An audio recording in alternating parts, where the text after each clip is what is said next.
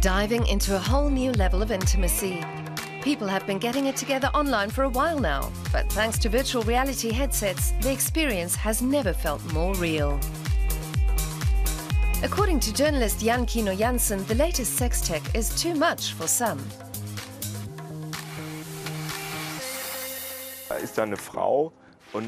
For example, you can have a virtual woman right in front of you. When she leans in for a kiss, it feels so close that many of the people I've tried it with have instinctively ripped off the headset. The cybersex industry is pitched at the young adult market. 2/3 of men in Germany regularly consume porn online, compared to 1 in 5 women. Psychologist Matthias Brandt sees nothing wrong with it, but says it can become addictive. There are people who devote a great part of their day to cybersex and have withdrawal symptoms if they're not online.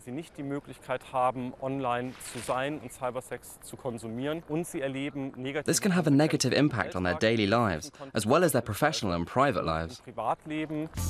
Dutch company Kiro is ahead of the game. The company makes what it bills as interactive pleasure products for long-distance relationships.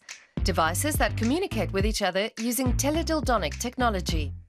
Employee Alex Legray explains. The Pearl is like any other vibrator, except the outside is touch sensitive. Under the skin there are some rings that measure whether you're down here or up here as you go in and out.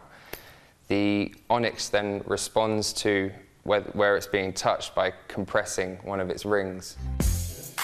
Once turned on, the devices automatically connect via Bluetooth or online if the distance is large. Kiro was launched in spring 2015.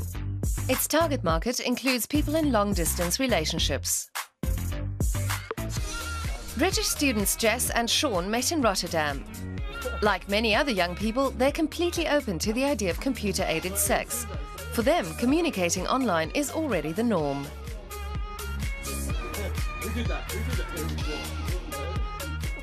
We Snapchat each other constantly, we do all sorts of we use every other sort of media form, whereas this allows us to just... Why not be able to have sex from a distance? Reach that point.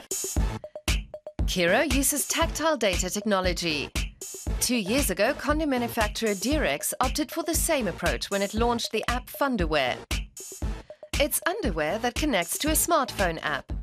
You can control the vibrations yourself with a smartphone as a remote, or pair with your partner's smartphone.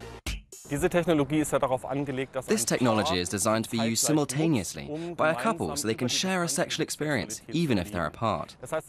There's a social communicative component. That's generally something people with cybersex addictions don't have when they consume porn online. They're not sharing the experience with a real-life person. Thanks to teledildonics, Jess and Sean don't have to settle for celibacy when they go their separate ways to university. Not exactly, anyway. Nothing beats real sex, real human contact, real skin-to-skin contact. Like, nothing will ever beat that. There'll be nothing that I can even fathom, in the future that we'll be able to. In moderation, cybersex can be enjoyable and liberating, whether explored by solo users or couples. Digital sex for millennials. Shift says the future looks exciting.